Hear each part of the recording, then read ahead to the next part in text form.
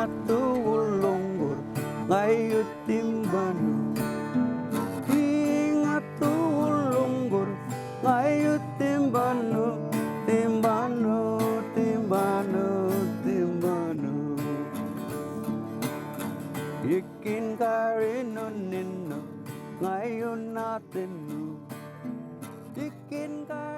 I've been involved with the Pelican project for the last 17 years, or maybe even a bit longer. I was involved for 2 years in a film project with Gary McKechnie, who's now the skipper of Pelican 1. But when I first met him, he was a filmmaker, and I worked on a project with him called If It Doesn't Kill You.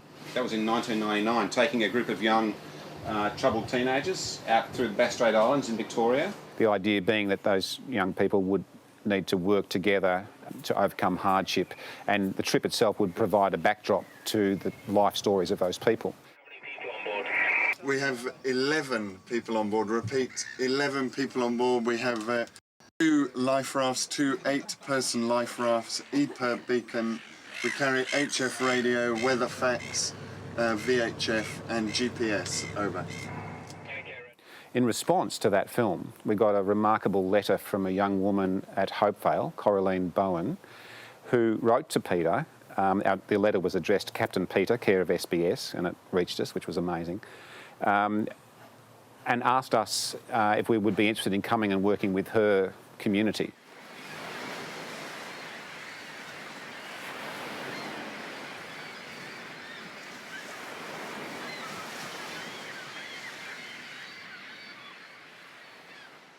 We replied and said that we would love to do a project with Hopevale, and in fact we're building a boat to be even more suitable to do that kind of program, but that we'd just started building.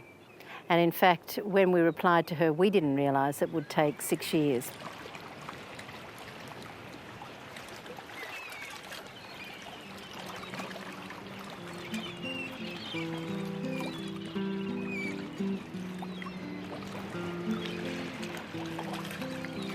First time I got in contact with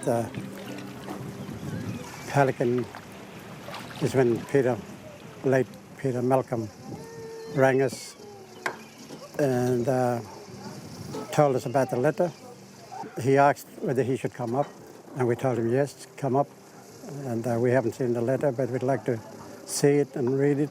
And thank God for, someone was out there like Peter to grab this message. And I think we should all carry it through, till the end of our life.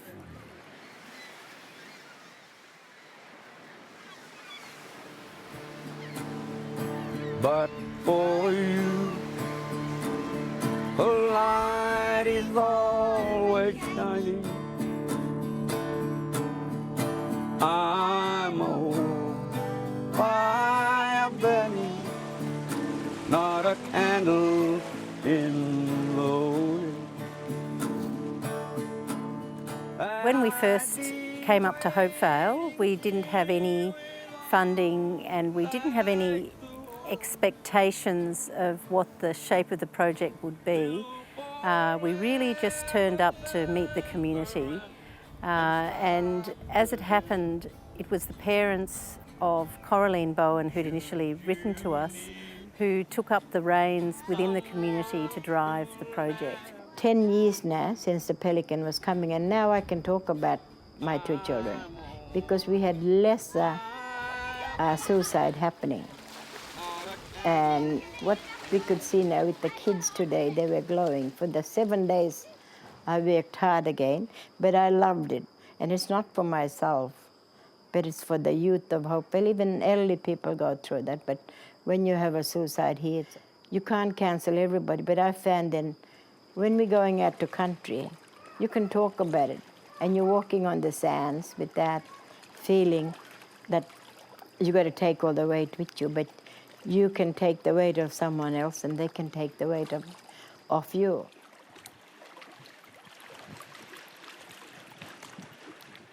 What makes me happy is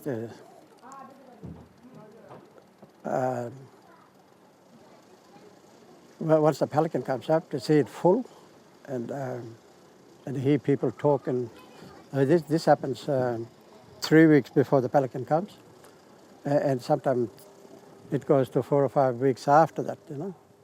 And, it's a big story of Hopewell. And it's good to see that because a lot of people get to see country that they haven't seen and or had the experience on going out on this boat. It showed them there's more to that life in Hopewell, you know. Every year, the last 10 years, Des and Estelle have done all the groundwork from within the community to allow the program to happen.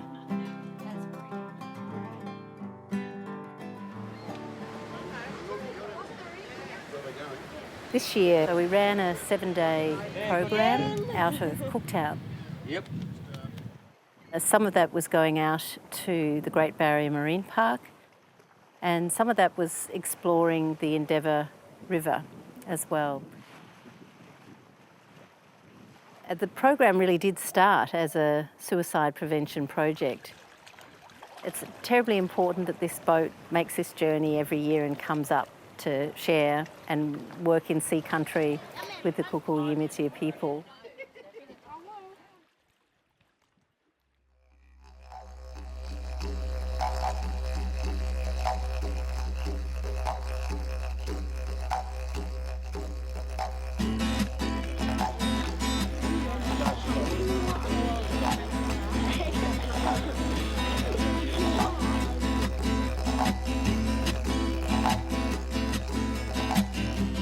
Woke up this morning, as my cousin said,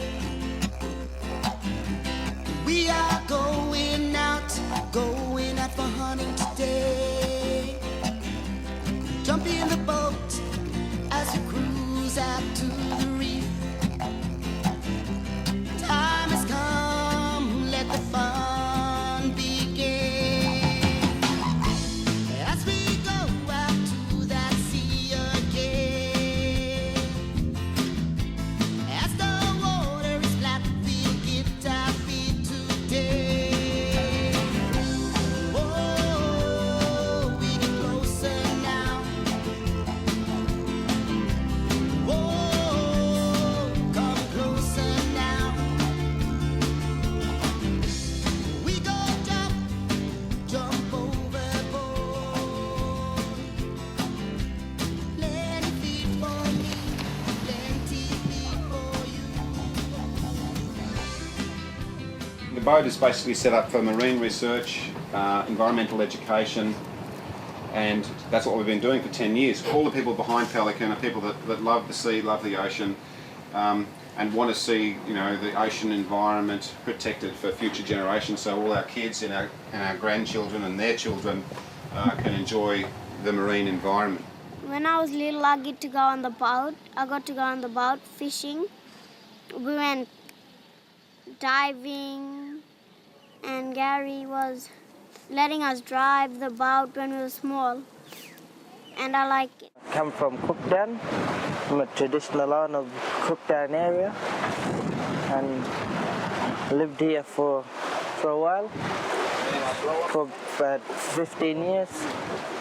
And yeah, and finally the Pelican came back to pick me up and take me out on the boat again and show me around different places. All my best year in the Pelican was at Connie's Beach at Cape Flattery, and we went on a cruise past Lizard Island and all of them areas up that way, and had a blast really. We go crabbing and spearing for some mullet, and really enjoyed myself at the beach, and hopefully I'm looking forward to it next year again. I work as the cook on Pelican, and I have been involved in the Hopewell project for the last 3 voyages. When I'm not in the galley, any given opportunity, I like to spend time with the kids and the adults in the water or out on the reef, doing a bit of marine education and knowledge exchange. The people who live up in Hopewell have an enormous wealth of traditional knowledge, especially the elders, and Pelican is a wonderful vessel and platform for that knowledge to be passed on to the kids. But with the Pelicans visit, there's always some expertise on board that can help our people. Some people are doing, young people, older people were doing digital storytelling. And every end of the day, we have a show of what different people were doing. And it was an eye-opener for the whole community. Participants on board were given the opportunity to learn how to film. Okay, I'm up. Can I hear myself? No. Yeah. How old are you? I'm 13. You like that age? Yeah. Where do you go to school? Often the filming was structured around giving interviews about what is meaningful to people, what makes you happy. And in talking about these themes, the idea is that we give a focus on voicing what those feelings and thoughts are, and in that way, through articulating that, feeding into notions of, good health and well-being. And that has grown out of the fact that in that community there has been a lot of very difficult traumas and feelings to deal with.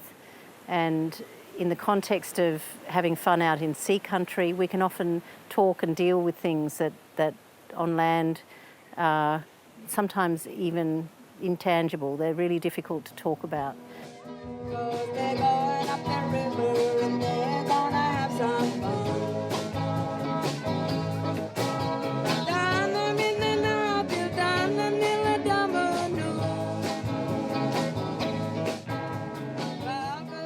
Happy in life, right? That this project that's going on. I reckon it's good. It benefits the community. I don't know, just getting back to country on sea. Yeah, just seeing the places where our ancestors went. I'm glad because then I've seen it with my own eyes. Like today, like what's happening. Because, in my days, even my mates there, all this, we didn't have that time, like what we got today. Just hanging out, basically doing stuff that our ancestors done thousands of years ago. And yeah, we still enjoy them activities today. And it's learning of the old people and listening to some storytelling. That's what really makes me happy in life. What else makes you happy with being on the Pelican? All the rides we go on. What's important to me is learning and sharing knowledge and setting up the good relationships that allow that learning experience to take place. I love to thank Natalie and Gary for bringing the boat up, because we wouldn't have had the boat here if it would have been this thing, would have been everywhere. And I like to thank them for taking us fishing, taking us swimming, and making the tramp on the boat, because everyone was like having some fun and even having a lot of fun. Things that mean important to me is family, and things that make me happy is being surrounded by positive people, and yeah, because they make you put a smile on your face. Yeah. And cut. Happy birthday to you.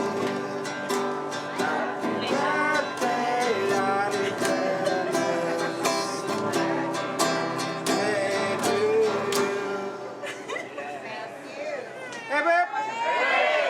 Hip hip! Hip hip!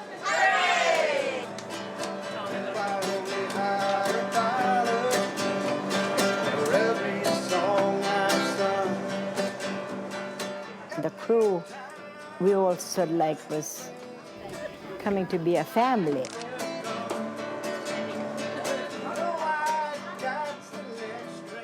My name's Hazel and I'm 10 years old. I live in Vale. I came on the Pelican when I was 2 years old. We saw dugong, making dust. It was fun. See lots of things that I didn't see before, but yeah, it was good. First time I'm on board. Yeah, what's the first time on board? Like on the Pelican? It was fun. Heading to Desert Island and camping at Cape Flattery. In 2008, after the Pelican trip, we took the boat to Cairns and camped at one island, and it was amazing. Yeah. It was deadly. Well, I hope more people be interested in coming on this trip.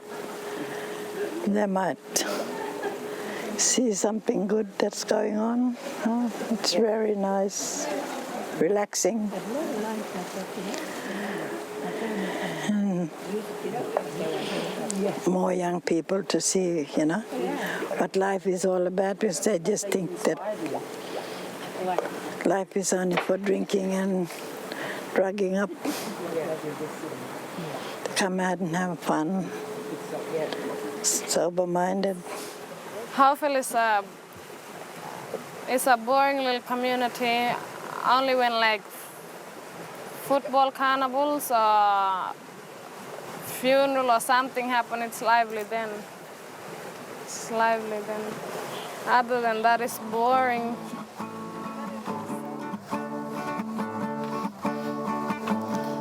Looking back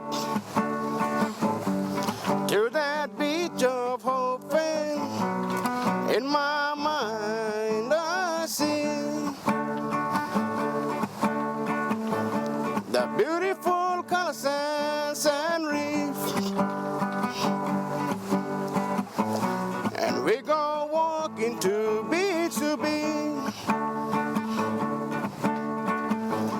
The water is clear and blue, and there's so many other things to do. The beautiful sea will have you wishing, so come and bring your dinghy, let's go fishing. I've been involved in the Pelican Hopevale camp for 4 years now. I was initially brought into the project as a medical student where a University of Queensland Indigenous health lecturer, Samia Goody, had the idea of helping close the gap by bringing a handful of medical students onto the Hopevale camp so that they can better deliver culturally relevant health interventions across all of Australia. Medical students were working with the community to deliver some small health initiatives such as education with the children around health and the body and the way it works, and working with the adults about their diabetes and hypertension. The long-term goal of helping to address the mental health and wellness issues in the whole community. There was a lot of activities that were taking place. We had Dr. Ian Vale get involved, tagging turtle, and a lot of our young people never ever touched the turtle alive. That was their first time. They really enjoyed it, and some of them started thinking about doing the same thing what Dr. Ian Vale did.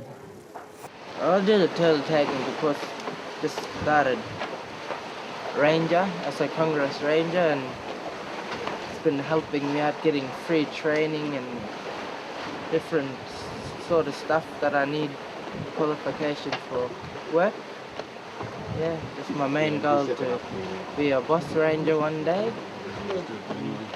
Yeah, really very ambitious to do it, My favourite time on the Pelican was turtle tagging up at Starkey and jumping off the back of the boat, to the water.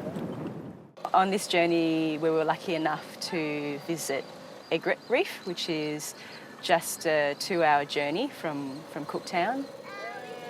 and we had some wonderful opportunities to take some of the kids out snorkelling. On one of the days we had some of the most marginalised kids from around the area who are in care. A lot of them hadn't snorkeled before and they didn't even know what coral was, and which is quite a significant thing considering they live on the Great Barrier Reef. And so, yeah, we had the opportunity to show them how to snorkel, first of all, and also witness their excitement about the reef and watch them explore and, you know, watch them discover basically what's in their backyard. Des, every trip that he's been on, he always says, you know, to be able to look after country, you have to know what's in your backyard. It's a wonderful opportunity for the science knowledge and the traditional knowledge to come together. So today we're just tucking in behind Cape Bedford, just so people can see the land from a perspective that they wouldn't often see it, especially older people. This is Dusty. Over here is one of our full-time rangers. The Hopevale Congress Rangers have just started in the last couple of weeks and they've got off to a flying start. For the first time in a very long time, Hopevale people have got the opportunity of setting up a ranger outfit. We identified the concerns of the traditional owners. And the Hopevale Congress is made up of 12 clan groups. So we've got 12 clan groups together, elders and rangers, and they told us what their concerns were. And they just happen to be pretty much the same concerns as everyone else in the world has about their country. It turns out there are 72 regional ecosystems in the Hopevale country. The Hopevale Congress land extends from the Endeavour River, Cooktown, right up to past Point Lookout, and the coastline length is 110 kilometres. So that's a lot of coastline for these rangers to look after. I'm gonna let it shine, let it shine, let it shine, let it shine. Ingat tuulunggur, ngayut timbanu. Ingat tuulunggur, ngayut timbanu, timbanu, timbanu, timbanu.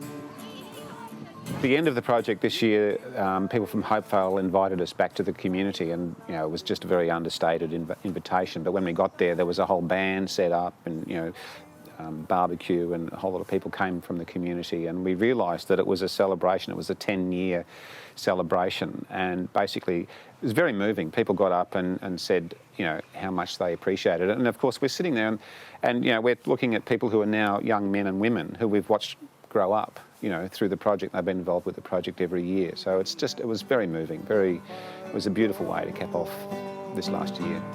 Oh, well, my dear old home, sweet home. Oh, well, I long to see where we shared our love on those happy golden shores, and we'll never part no more. Riding high, Hopevale rodeo. Come on, Hopevale. The old man asleep against your rail, watching those youngsters as they climb aboard the beast. The old man walked down by the way. Caroline's letter, she said she wanted to be a dove and fly over the sea and be free. And I knew all this came true now what she said. So here, when I was going out with the Pelican, the two white doves was following us, and I knew then their spirit was with us. I said, oh, well, that's okay now. I went and sat in front, and then I had peace, and I said, you can rest in peace now, and I will continue doing my work to help other young people so that they don't do the same. You know, if you have a drive like the skipper, Gary, to come from bottom of Australia to the top of Australia just for your sake. If you have that kind of drive, then you can go a bit further and help other people and help yourself. First of all, you've got to help yourself to help other people and strengthen yourself. It's not all about just jumping on the Pelican and having fun. The doors are opening up left, right, and center in front of you. It's up to you to recognize it and pick up and then, go further and make a life that will benefit you at the end. Thank you.